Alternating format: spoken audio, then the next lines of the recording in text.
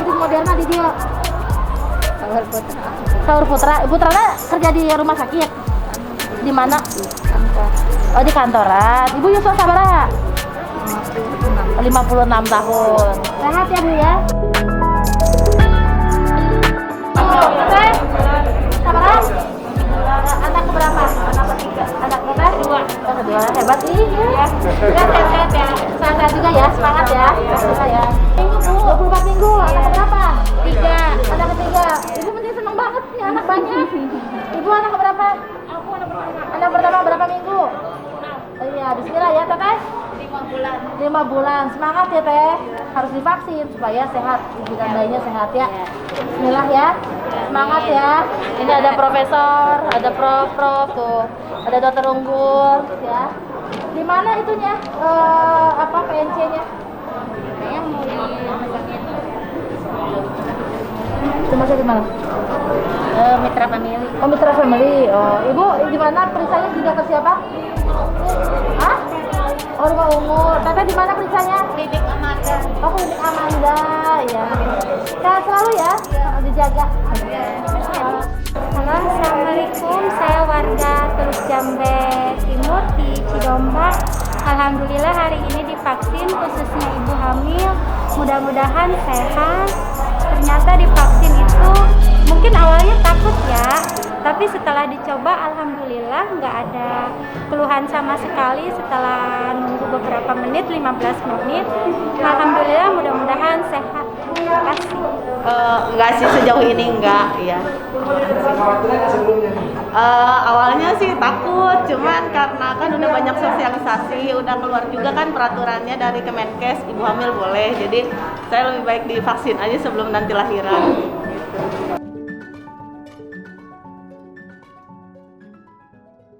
Bismillahirrahmanirrahim. Assalamualaikum warahmatullahi wabarakatuh. Hari ini alhamdulillah aku Teh Sally bisa bersilaturahmi dengan pakar-pakar kedokteran. Di sini ada Dr. Irvin, beliau adalah Ketua Dokter Indonesia cabang Karawang. Beliau sudah 2 periode menjadi ketua ini, yang beliau juga adalah sebagai dokter spesialis kandungan. Di sini ada dokter unggul juga, ini adalah kakak kami juga yang sangat membantu kami untuk menurunkan angka kematian ibu, angka kematian bayi melalui program waktu itu Sijalimas ya. Beliau juga adalah senior di dokter kandungan. Saya juga ditemani oleh dokter Nanik, sama seperti saya nih Pak ya, kita mengambil spesialis ya Teh. Sekarang kita mau bicara, tadi pagi kita meluncing vaksinasi buat ibu hamil dengan usia kehamilan 13 sampai 33 minggu. Nah kita mau ngobrol ya dok, ini kan masih banyak di masyarakat kami yang masih ragu nih. Padahal kita tahu bahwa angka kematian ibu, angka kematian janin ketika kurva kita sangat tinggi di bulan Juni Juli ini hampir 50% ini meninggal dunia. Baik ibu, ada juga dengan janin yang meninggal dunia. Dan usia kandungannya juga bukan usia kandungan yang trimester 1, tapi ini bisa trimester 2 dan 3. Jadi artinya dengan udah matang, tapi bisa menyebabkan kematian. Sehingga tentunya percepatan vaksinasi ini khusus ibu hamil sesuai dengan rekomendasi dari IDI ya Pak ya, dan juga dari POGI, ini ketua POGI juga di Karawang. POGI Indonesia juga merekomendasikan bahwa ibu hamil ini sebenarnya boleh divaksin dan harus divaksin supaya wajib divaksin. Nah wajib katanya, wajib divaksin supaya kita bisa menolong ibunya, menolong janinnya, dan menurunkan resiko ya mereka terkena COVID, karena nanti dijelaskan bahwa ternyata sangat mengerikan sekali bahwa ada sampai 20% kemungkinan fatality rate ya bagi ibu hamil yang memiliki riwayat-riwayat seperti DM, hipertensi, preeklamsi, maupun juga tadi apa ya, obesitas ya dok? Ya. Obesitas. Mungkin bisa dijelaskan dokter Rizwin dulu atau dokter Unggul dulu? Ya, mungkin saya terima kasih Teteh. Ya, sama-sama. Unggul. Memang ibu hamil kalau itu dokter serius gini wajib ya, wajib divaksin. Ya, jadi mungkin ada sedikit saya koreksi, tadi 13 minggu sampai cukup bulan. Cukup bulan. Jadi dulu memang dibuat 33, tapi rekomendasi terakhir cukup bulan. Karena ternyata sebagian besar itu menderita COVID ibu hamil pada kehamilan 37 ke atas. Jadi nanti sasaran vaksinasinya kita perluas dari 13 sampai cukup bulan. Jadi semua yang usia 30 lebih juga ya, sampai tetap dianjurkan, melahirkan. dianjurkan sampai melahirkan. iya. Dan nanti ini kan sebenarnya kan bukan vaksinasi ibu hamil saja, jadi setelah hamil pun nanti misalnya yang kedua belum ya bisa diteruskan karena ini bagian dari vaksinasi umum sebenarnya. Jadi di atas 33 minggu tetap boleh dan memang sangat penting ibu hamil divaksin karena ternyata lebih gampang kena COVID ibu hamil. Jadi kita Kenapa tahu ya dok itu? nah, karena ibu hamil itu ternyata status imunitasnya itu lebih rendah dari ibu yang tidak hamil, dari laki-laki, sehingga lebih mudah terinfeksi. Dan kalau terinfeksi lebih mudah terjadi perburukan, apalagi yang punya penyakit. Contoh yang sudah ada datanya itu ibu hamil yang menderita preeklamsi kalau kena COVID 20% meninggal. Preeklamsi itu apa dok? Biar Preeklamsi masyarakat itu ngerti. ibu hamil dengan tekanan darah yang lebih tinggi atau sama dengan 140/90. Nah, karena itu justru sebenarnya mereka perlu divaksin, yang tensinya tinggi-tinggi itu prioritas. Nah, cuma vaksinnya harus kita berikan setelah terkontrol dulu. Nah, kira-kira itu teteh yang perlu diperhatikan di dalam pelaksanaan vaksinasi. Nah, jadi ibu hamil itu ada dua sebenarnya, risiko rendah, risiko tinggi. Jadi artinya kalau kita lihat risiko rendah dan risiko tinggi, artinya nggak ada yang tanpa risiko. Nah, risiko rendah itu ibu hamil yang tanpa penyakit, tanpa penyakit. Nah, kalau yang risiko tinggi, yang tadi yang tekanan darahnya tinggi, yang punya sakit diabetes, kemudian punya penyakit autoimun, kemudian yang gemuk ternyata. Jadi mohon maaf nih, gemuk mohon maaf nih banyak orang. Ya, saya memang merasa tersinggung sih dok ya. Dokter ngomong ke saya kan gemuk yang apa-apa, terus gimana dok? Dokter sekarang nggak lagi hamil. Jadi beresiko ya, yang obesitas yang Ya, gemuk. jadi sekarang itu gemuk itu suatu penyakit. Jadi kita kehamilan sekarang kita screening dari awal termasuk IMT-nya. IMT-nya di atas 25, waduh harus kita awasi nih karena cenderung akan terjadi macam-macam, ada diabetes dalam kehamilan, ada preeklamsi. Jadi gemuk sekarang itu menjadi sesuatu yang di ICD ada, ICD 10 itu ada obesitas. Kita diet dokter diet. Jadi terasa. Jadi terasa. Ya siapa? Jadi sebenarnya jadi udah nggak 13-33 tapi 13 sampai cukup bulan. Sampai cukup. Jangankan terkonfirmasi kontak erat juga harus isoman dulu. Baru setelah selesai isoman baru kita vaksin. Harus Jadi yakin bahwa dia negatif. negatif baru dia divaksinasi. Jadi gitu. Angka kematian ibu dan bayi terkait masalah yang COVID ini ya dok, tinggi nggak? Kalau secara umum rata-rata sih angkanya 3%. Jadi 3% dari seluruh ibu hamil yang menderita COVID itu yang meninggal. Kalau populasi umum angkanya kalau internasional kan sekitar 1%, tapi di Indonesia kayaknya lebih tinggi. Nah, ini yang perlu 7 atau malah di Karawang tadi 4,6 ya. 4,16. 4,16 ya. Jadi Itu kalau umum dok, umum. bukan Ya. bukan ibu hamil. Oh iya, kalau ibu hamil kira-kira kalau 3%. 3%, tetapi ibu hamil dengan kelainan jauh lebih tinggi. Nah ini yang kita akan mencari kenapa di Karawang tinggi itu, apakah ibu hamilnya banyak yang mengalami komplikasi sehingga kematiannya tinggi. ya memang kalau dilihat di Karawang ini kan angka preeklamsinya itu relatif tinggi Iya. untuk angka kejadiannya, angka kesakitannya. Ya mungkin itu juga, jadi memang ibu-ibu hamil di kita rata-rata sudah punya Iya. darah tinggi. bawaan hipertensi dan Hipertensi. kehamilan. Nah itu Saya yang lupa angkanya berapa ya, Vin? Beli? ya lumayan tinggi, terus lupa betul. Iya. Makanya dari sisi daya tahan tubuh kan ibu hamil itu lebih rendah.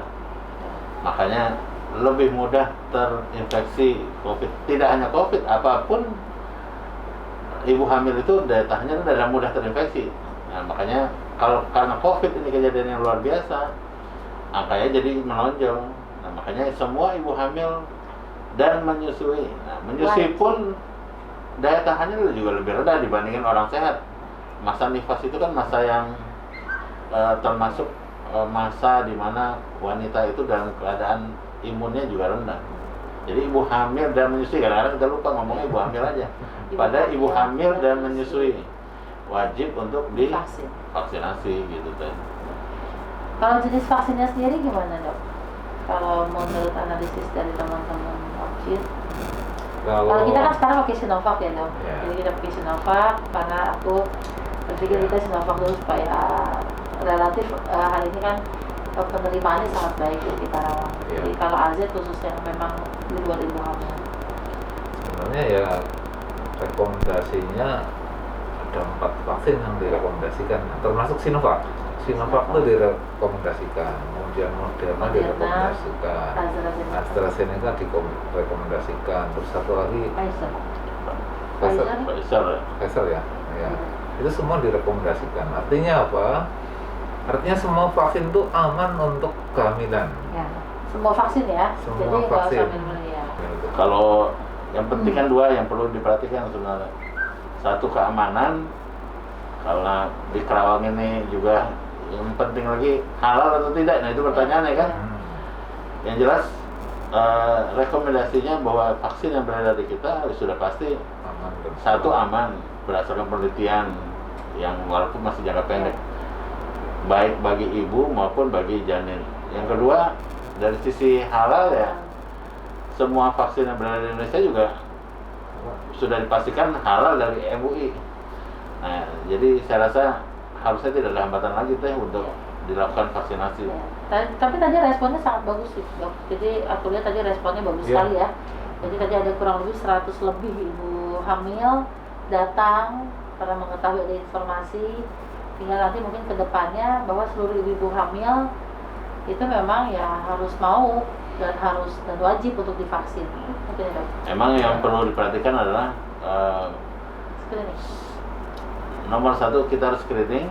Yang kedua yang perlu dipahami oleh ibu hamil adalah bahwa namanya vaksinasi kadang-kadang ada efek samping. Efek samping itu bukan penyakit, ya kan? Kadang-kadang orang beranggapan, waduh ada efek samping ini nanti menakutkan atau seperti apa ya. Mudah-mudahan efek samping itu mungkin saja timbul, sama aja kita memberi vaksinasi sama anak-anak kita kan, habis disuntik Panas. demam ya, tapi toh justru memberikan manfaat buat anaknya, ya kan? Bukan memberikan mudarat tapi memberikan manfaat. Nah itu yang perlu yang kita pahami juga. Efek samping itu mungkin timbul, cuman memang kadar efek sampingnya berbeda-beda. Nah itu Dan yang sementara efek samping itu sementara. ya dan hanya mungkin sehari ya. Sehari Lah maksimal. Tapi ya mudah-mudahan yang sudah beredar di kita dan dapat rekomendasi tentunya aman buat ibu dan bayinya. Ya terus ini selain itu yang penting juga adalah pasca yang vaksinasi. Jadi kalau ibu-ibu habis divaksin kemudian ada efek samping, harus ngomong ke siapa, itu yang penting. Jadi ibu tuh tidak bingung. Jangan sampai ngomongnya ke Ya pasti ke suaminya kan, Dok? Suami. iya, Pasti bilang ke suaminya, kalau nggak ke keluarganya. suaminya harus ngomong ke siapa nih? Ya, ya. Gitu. Jadi ada maksudnya di lingkungan itu Ada alur, orang yang ke bidan ya, terdekat, betul. ya, atau ke tenaga kesehatan terdekat, ya siapa yang kenal ya. Kemudian tenaga kesehatannya juga harus kita pesan, kalau ada orang lu pasca vaksinasi ya jangan dicuekin aja. Ya. Nah, kira-kira supaya alurnya itu bagus lah. Kita tidak mengharapkan ada kejadian-kejadian yang tidak kita inginkan setelah ibu divaksinasi. kira-kira begitu. Iya dok. Dokter tadi ada tambahan nggak? Gimana? Dok, bagaimana kalau seumpama ada masyarakat yang dia tidak tahu bahwa dia itu hamil, awal-awal kehamilan lah ya gitu, terus udah terlanjur divaksin. Nah itu gimana dok, coba? Nggak apa-apa. Ada itu kejadian? Nggak apa-apa, jadi tetap kita jadwalkan vaksin kedua, tetapi nanti nunggu setelah 13 13 minggu. Ya. Jadi Oke. untuk melakukan vaksinasi tidak perlu dites kehamilan dulu. Ya, Nah itu prinsipnya. ya. Jadi kalaupun tidak tahu hamil, nggak masalah sebenarnya. Cuma nanti vaksin keduanya memang dilakukan sesudah 13 minggu. Oke, Gitu. siap. Itu aja bedanya. Jadi dalam screening itu tidak ada pertanyaan tes pack-nya positif atau negatif, nggak Ya. ada. Ya. Ya. Oke. Iya. Ya tahu kan? Iya, iya, Ya. benar. Ya, aku nggak kepikiran itu. Soalnya kan udah pasti kontrol bulan ya pasti hamil. Tapi Dan- kadang-kadang nggak tahu. Dan orang-orang yang memang sedang program hamil pun boleh divaksinasi. Jadi program hamil tetap jalan, vaksinasi tetap dilakukan. Jadi memang sebenarnya secara umum mungkin tidak ada efek samping sama baik itu kehamilan muda atau ini, sebenarnya tidak ada. Hasil penelitiannya belum keluar memang, makanya kita hati-hati. Kehati-hatian itulah bikin kita mengerjakan di atas 12 minggu, 13 minggu ke atas. Tapi secara umum sebenarnya nggak ada masalah. Nggak perlu tes pack dan nggak perlu takut, oh saya hamil baru ketahuan kemarin, baru minggu yang kemarin suntik, nggak masalah juga ya. Kalau habis ngelahirin nih dok, kapan jeda waktu mereka harus divaksin? Kapan sih Pak? Kapanpun ya, Iya, jadi kapan. maksudnya udah melahirkan, mau seminggu setelah melahirkan juga Boleh. bisa disuntik langsung. Berarti secara umum boleh dibilang bahwa vaksin ini aman ya Ya, dok ya? boleh, Ya. tetapi tetap melewati screening. Iya. Ya, kalau screeningnya oke, kapan aja boleh. Oke. Iya. Tapi kalau ada masalah diobatin dulu, Ya. tapi tetap harus wajib divaksin Ya. setelah terkontrol ya. Ya, sangat bermanfaat sekali ya. Iya Bu. Nah memang ini ahlinya ya dok, jadi kita harus bicara sama yang ahli ya. Enggak, Jadi- sebenarnya semua baca lebih dulu kali ya. Ya dok, mudah-mudahan ibu hamil di kami di Karawang khususnya umumnya di Indonesia bisa melewati persalinannya dengan lancar, dengan aman, sehat ibunya, sehat bayinya. Kita juga nggak mengharapkan, kemarin sempat terjadi banyak sekali saudara-saudara kita yang meninggal, baik ibu yang sedang hamil maupun juga janin yang dikandungnya, bahkan dua-duanya. Jadi besar harapan vaksinasi ini bisa menekan angka kematian ibu dan bayi khususnya di Karawang dengan program vaksinasi buat ibu hamil. Semoga manfaat buat teman-teman semuanya. Jadi biasanya kan banyak yang suka ini dok izin komentar-komentar bertanya, aku maksudnya mendingan diskusi begini saja supaya nanti pertanyaannya minimal nggak ditanyain lagi sesuatu yang udah dijelaskan oleh para ahli, para konsulen-konsulen objek kita. Ya jangan lupa, walaupun sudah vaksinasi, prokes, cuci tangan, pakai masker, menjaga jarak, Jauhi kerumunan. jauhi kerumunan, mengurangi mobilitas, tetap harus dijaga. Jadi vaksinasi tidak berarti kita aman dalam beraktivitas. Kita harus Tanpa- siap dengan adaptasi kebiasaan baru. Ya. Ya. Jangan lupa prokesnya tetap dikerjakan. Ya, jadi teman-teman, nah ini kamu aku nyusun aja, ya. Jadi tadi Dr. Irvin lupa pas tadi kita Aji udah keluar, beliau mengingatkan bahwa sekalipun kita udah divaksin, insya Allah kita Bismillah ya, kita sehat, kita bisa terhindar dari penyebaran virus, tapi tetap nggak boleh lupa prokesnya harus dijaga. Kemana-mana tetap harus pakai masker, kemana-mana pulang harus cuci tangan langsung pakai sabun, kita mandi, kita jaga jarak, terus jauhi dulu lah kerumunan-kerumunan, acara-acara yang memang melibatkan orang banyak. Dan kalau nggak perlu banget ya nggak usah lah kita melakukan mobilitas tinggi ke daerah-daerah yang sebenarnya belum tentunya lebih aman daripada daerah kita. Itu saja mungkin teman-teman semuanya, sehat selalu.